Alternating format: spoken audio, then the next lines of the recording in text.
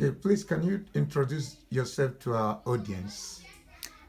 My name is Veronica Peterkin, and I'm from originally from Dallas, Texas, but I live in East Point, Georgia. Okay, so how did you come to know about our ministry? I was looking at videos pertaining to my life on YouTube, and Dr. Ozo, his videos popped up, and I watched it, and then I went to Facebook, found out, and I did a little research, and I reached out to him to contact him concerning my life. Now, what challenges, what were the problems that made you contact us? What were the issues that you were dealing with that prompted you to think or know that you need deliverance? Well, I was dealing with constant stagnation and I wasn't really going anywhere in life, but I was constantly I'm always working, I'm always doing what I'm supposed to do, and I wasn't understanding why am I continually to get set back. It's like I would get to a certain point and I would just start all the way back over. And I recently have lost my job and everything just went downhill so quickly, and I was just like, this is not normal because it keeps happening and it keeps happening. So God led me to videos of people, and I've always had dreams about like water, and what I've found out what is that related to is marine spirits, and that's what I was dealing with. So the dreams I was having, I didn't know spiritually what it was until God led me to those videos, until God led me to Dr. Ozo. So. Now, when you were being delivered during the deliverance session, the author was saying that, oh, you be scraping and scratching like your mother, that I stopped your schooling, I stopped your finances, I stopped your education, I stopped your progress. What sense do you make out of that? Um, well, that was whatever was speaking out of me. That's what they were doing to my life. I was in college and I stuff started happening and I couldn't complete it. And then when I moved to Georgia, they start fighting me on my finances, and I'm a saver. I don't splurge my money, and my money was just leak. It's like I had leaking pockets, which is also not normal either. And yeah, this basically, I found out that my destiny was in jeopardy, just like my mom's. My mom is mentally not doing well right now, but they wanted to do the same thing to me as they did to her, which was spiritually blind me, and making me not aware of what they was doing to me. So now, after deliverance, what and what changes have you seen? What and what effect?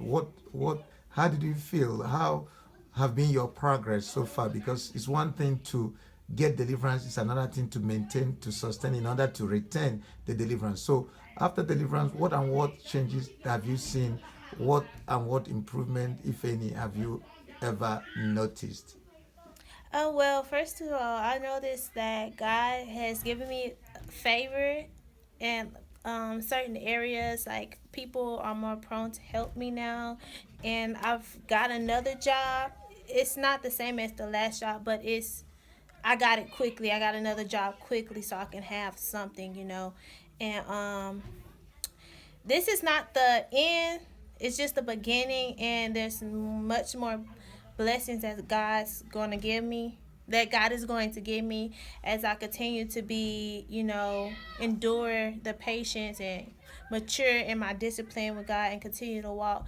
Then he is now able to walk freely in my life, and I feel better. I don't feel like a prisoner anymore spiritually, because before I really felt like I was in a box, that I was a prisoner, that I could not escape the cycle that was constantly going. And now I feel like I have purpose and that I'm going somewhere, and I feel closer to God basically. So Praise the Lord. Now, you said something that amazed me, intrigued me, that a lot of people don't do. You said you made a list of people you were having relationship with. Can you explain that? Can you expatiate on that? Yes. Another video that I watched also, this lady mentioned about, she was talking about how to break away from like spiritual marriages and, immoral marriages, spirit world, which a lot of people don't know about, because of course the devil want to keep you bound. But so I began in my mind to remember as much people, even if it was a conversation I had between them, or a phone conversation, it can be something little. I just still wrote their name down.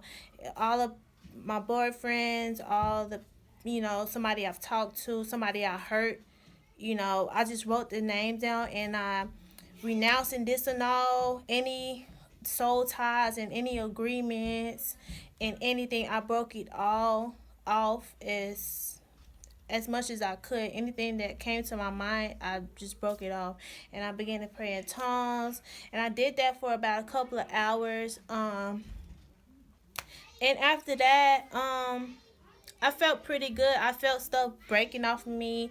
As I was praying, I was like pulling stuff off me, like I was breaking, like, I was kind of like breaking the chains off of me, but I didn't really know because I was in the spirit praying. But um, once I've done that, the covenants was broken. I started praying to continue break off any strongholds that was going on in my life.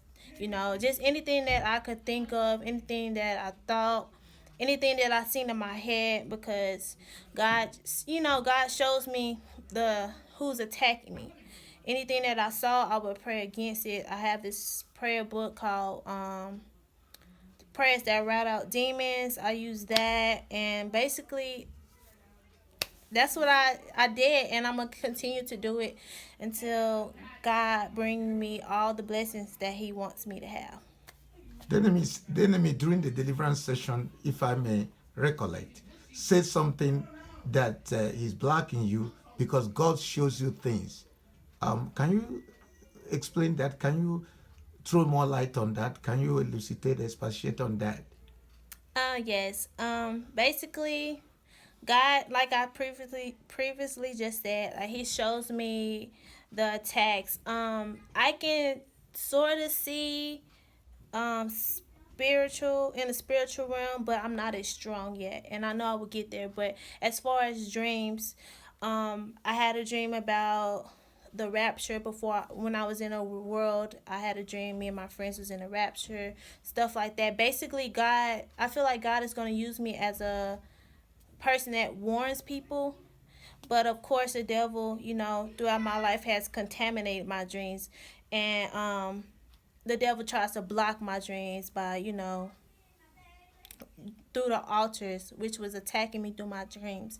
And yeah, he has given me dreams pertaining to my life, like the with the water, me surrounded by water, and I had a lot of water dreams, and God was trying to show me that it was the marine spirits, which I now know of that I didn't know when I was in the world.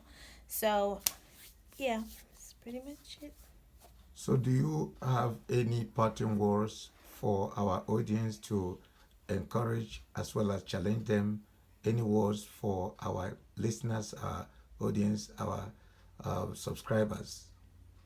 I would like to say, going through what I went through, this is not my first deliverance. This is my second, and if God can do it once, He can do it again. But don't take it for granted. Anything that you do, be conscious of it, because you don't know unless God shows you what's really going on around you spiritually, because it's not just physical, it's in the spirit. And you have to be very conscious, because the devil is waiting at the door for you. All he needs is a crack in the door for him to open it up and release hell on you. So stay prayed up, stay diligent, stay faithful, and God will see you through. God bless everyone. So, now you've gone through deliverance and you came for the follow up. So, tell us your brief experience at the follow up. because some people just drop off. Don't forget that most of the deliverance uh, gains and freedom is actually lost during follow up and follow through. And then you show up surprisingly for the follow up, and as you were asked to do. Now, tell me just what happened in the follow up. Well, the follow up went well. He put the holy water, the consecrated water over me first, and he prayed over me just to make sure it wasn't nothing still inside. Because normally when you put water or oil that's prayed over you, then the demons that's in you would start to get mad and start to, you know, scream at the person. Like in my deliverance, as soon as he put the water and stuff on me, I was just not me, but the spirits that was in me was flipping out. It didn't like it. And then he did it with the oil to make sure, and he prayed over me, and it still wasn't there. And I just thank God for that. And to keep up your deliverance, you just have to stay away from what you was as much as possible, as much from the stuff that you used to do. I don't listen to worldly music. I don't really watch TV. I try to read my Bible and pray as much as I can in between school and work. And I'm glad that, you know, they're not in me. They're trying to attack me, but I can now pray against them because they're not in me. So Uh, Thank you yeah, for the testimony, you're Monica. welcome. God bless you. Thank you. Bye bye. I pray that God will continue to keep you, sustain you, and make your deliverance and testimony permanent so that you can walk in the testimony and the light of your deliverance breakthrough. Thank you. In Jesus' name I pray. Amen. Amen.